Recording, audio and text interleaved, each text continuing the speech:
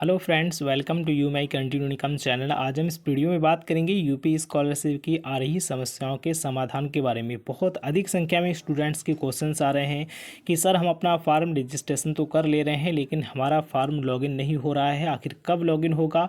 इसको लेकर मैंने ऑफिशियली समाज कल्याण से बात की है और समाज कल्याण से क्या जवाब मिला है, क्या आपका फार्म किस तरीके से लॉगिन होगा और कब तक लॉगिन होगा, इस वीडियो में हम आपको बताने वाले हैं। ऑफिशियल समाज कल्याण से बड़ी अपडेट निकल कर आई है। इसके अलावा अगर आप अपनी यूपी स्कॉलरशिप का फाइनल प्रिंट निकाल चुके हैं तो कॉलेज में फार्म और डॉक्यूमेंट्स जमा करने से पहले किन बातों का बहुत ज़्यादा ध्यान रखना चाहिए, वरना एक भी गलती आपके फार्म को रिजेक्ट कर सकती है। बहुत सारे स्टूडेंट्स के रिजेक्ट होती भी हैं, तो आपको इन बातों का बहुत ज़्यादा ध्यान रखना चाहिए। पहले इन्हीं के बारे में बात कर लेते हैं, उसके बाद में हम आपको बताएंगे कि यूपी स्कॉलरशिप से रिलेटेड जो रजिस्ट्रेशन के बाद लॉगिन में छात्र छात्राओं को समस्याएं आ रही हैं उनका क्या सोल्यूशन है और समाज कल्याण से क्या बड़ी अपडेट आई है उसके बारे में बात करेंगे।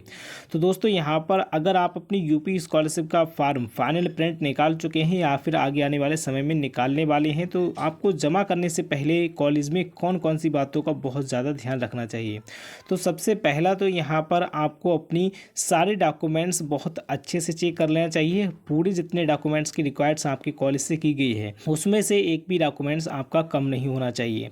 अगर आपके सारे डॉक्यूमेंट्स हैं उसमें आपको एक एक फ्रेंड का सभी जो मार्क्स हैं उसको अच्छे से देख लेना चाहिए। आपका नाम और आपके जो मार्क्स है, रोल नंबर है, एनरोलमेंट नंबर है, रजिस्ट्रेशन नंबर है, बिल्कुल क्लियरली दिख रहे हों। अगर ज़रा सभी किसी फ्रेंड्स में कोई कमी है, कुछ धुंधला दिख रहा है या फिर कोई गड़बड़ी है तो आप तुरंत उसको चेंज करके दूसरा डॉक्यूमेंट्स वहाँ पर अटैच करें। क्योंकि अगर आप इस तरह के फार्म अपने कॉलेज में जमा कर देंगे तो आपके कॉलेज से जो फॉरवर्ड फार्म करेंगे, अगर उन्हें एक भी आपका वर्ड समझ में नहीं आया और ज़रा सी भी गलती हुई तो आपका मिसमैचिंग की वजह से रिजेक्ट फार्म हो जाएगा। और बहुत सारे स्टूडेंट्स का होता है और उन्हें पता भी नहीं चलता कि आखिर हमारा किस वजह से रिजेक्ट हुआ है। तो ये चीज़ यहाँ पर बहुत ज़्यादा मेन है। बहुत स्टूडेंट्स इस पर ध्यान नहीं देते जिसकी वजह से इनका रिजेक्ट होता है, लेकिन ये बहुत ज़्यादा इंपॉर्टेंट चीज़ है। वो अधिक संख्या में इसी की वजह से छात्रों के फार्म जो है वो रिजेक्ट होते हैं। दूसरा, अगर आप सीबीएसई बोर्ड से पढ़े हुए हैं या फिर आईसीएसई बोर्ड से या फिर यूपी बोर्ड को छोड़कर आपने किसी और बोर्ड से अपना 10th क्लास पास किया है, तब आपको अपने डॉक्यूमेंट्स के साथ एक एप्लीकेशन अटैच करना होगा जिसमें आपको बताना होगा कि हमारा हाई स्कूल का रोल नंबर, जिस बोर्ड से आपने पढ़ा उस बोर्ड का नाम लिखें, इस बोर्ड से मैच किया जाना चाहिए। मैंने अपना हाई स्कूल इस बोर्ड से मैच किया है और आपको अपने हाई स्कूल 10th 12th की जो मार्कशीट है उसको लगाकर अटैच करके एप्लीकेशन के साथ ही सबमिट कर देना है। तब आपको जब आपका स्टेटस शो होगा तो वहाँ पर आपको सीबीएसई बोर्ड या फिर आईसीएसई बोर्ड इस तरीके की प्रॉब्लम शो नहीं होगी। और अधिक संख्या में छात्र छात्राओं को ये प्रॉब्लम शो होती है क्योंकि वो पहले से अपना एप्लीकेशन अटैच नहीं करते, और अगर आप पहले से अटैच कर देंगे तो आपको इस तरीके की प्रॉब्लम शो नहीं होगी और जिसकी वजह से आपका जो फार्म है रिजेक्ट नहीं होगा। इसकी वजह से भी बहुत सारे छात्रों के फार्म जो हैं वो रिजेक्ट हो जाते हैं। और दूसरा, आपको अगर आपके घर से किसी भाई या फिर बहन ने, 2 लोगों ने अपने यूपी स्कॉलरशिप के लिए फार्म भरा है तो आपको अपने डॉक्यूमेंट्स के साथ तो उनको बताना होगा कि मेरे भाई या फिर मेरी बहन ने, एप्लीकेशन के माध्यम से बताएं कि मेरे भाई मेरे बहन ने इसी सेम योजना के लिए एप्लीकेशन फार्म इस क्लास में भरा है और उसका रजिस्ट्रेशन नंबर, रोल नंबर, सारे उसके डॉक्यूमेंट्स की इन्फॉर्मेशन लिखकर आपको अपने इनकम सर्टिफिकेट के साथ अटैच करके अपने कॉलेज में जमा करना होगा। और उसमें मेंशन करना होगा कि मेरे भाई या फिर मेरी बहन ने भी इसी सेम योजना के लिए फार्म भरा है और जिसमें मेरे फादर का एक ही इनकम सर्टिफिकेट इसमें दोनों के फार्म में लगाया गया है।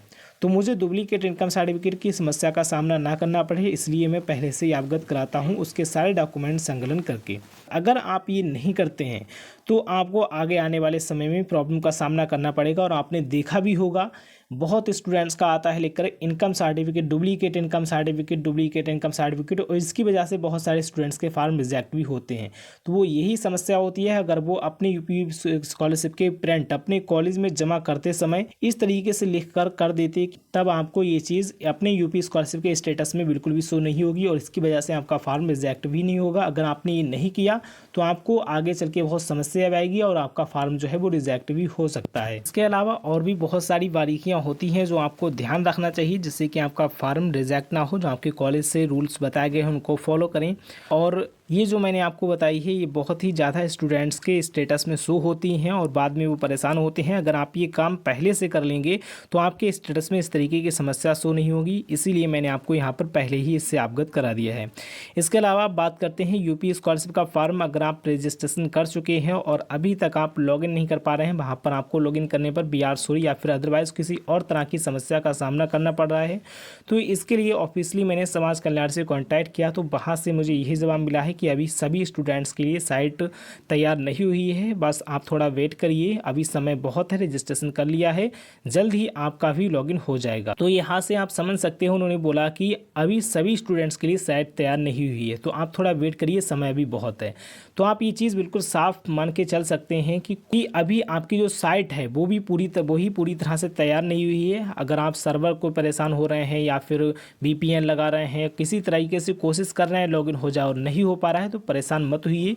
अभी यहाँ पर साफ बताया गया है कि कुछ कैटेगरी के स्टूडेंट्स ऐसे हैं जिनकी साइट तैयार नहीं हो पाई है, काम चल रहा है, जल्द ही तैयार हो जाएगी, तो आपका फॉर्म डेफिनेटली लॉगिन हो जाएगा और आपको कोई भी दिक्कत नहीं आएगी। और आप वहाँ पर देख सकते हैं अभी भी 2022 और 23 लिख कर आ रहा है, इससे भी आप साफ समझ सकते हैं कि अभी साइट पूरी तरह से जो है तैयार नहीं हो पाई है, और जब तैयार हो जाएगी तो अच्छे से वर्क करने लगेगी। वो आप यहाँ पर देख सकते हैं 2022 और 23 लिख कर आ रहा है, तो यही चीज़ वहाँ से निकल कर आई है, ऑफिशियली अपडेट है समाज कल्याण से। आप थोड़ा वेट करिए, जैसे यहाँ पर 2023 और 24 लिख कर आ जाए आपका बड़ी आसानी से लॉगिन होने लगेगा। और अगर इक्का दुक्का छात्रों का हो रहा है तो उन्होंने कहा है कि अभी कुछ कैटेगरी के स्टूडेंट्स की तैयार नहीं हो पाई है और कुछ की शायद हो गई होगी, इसलिए हो रहा होगा, लेकिन मैंने जहाँ तक देखा है शायद किसी भी स्टूडेंट्स का लॉगिन नहीं हो पा रहा है। तो आप थोड़ा सा वेट करिए और परेशान ना होइए, जैसे ही आपका यूपी स्कॉलरशिप का फॉर्म पूरी तरह से लॉगिन होना शुरू हो जाएगा हम आपको वीडियो के माध्यम से बता देंगे, लॉगिन करके भी दिखाएंगे। और अभी तक आपने अपने यूपी स्कॉलरशिप का फॉर्म अभी तक रिन्यूअल नहीं किया है तो रिन्यूअल कर सकते हैं, उस वीडियो की लिंक आपको डिस्क्रिप्शन में मिल जाएगी। अगर आपकी साइट चल रही है तो आप अपना यूपी स्कॉलरशिप का फॉर्म रिन्यूअल कर सकते हैं, क्योंकि कुछ छात्र छात्राओं के रिन्यूअल हो रहे हैं। इसके अलावा आपका कोई क्वेश्चन है तो कमेंट बॉक्स या फिर टेलीग्राम चैनल पर बता सकते हैं, लिंक आपको वीडियो के डिस्क्रिप्शन बॉक्स में मिल जाएगी। चैनल को सब्सक्राइब करके इस वीडियो को ज़्यादा से ज़्यादा लाइक शेयर कमेंट करें। Thank you.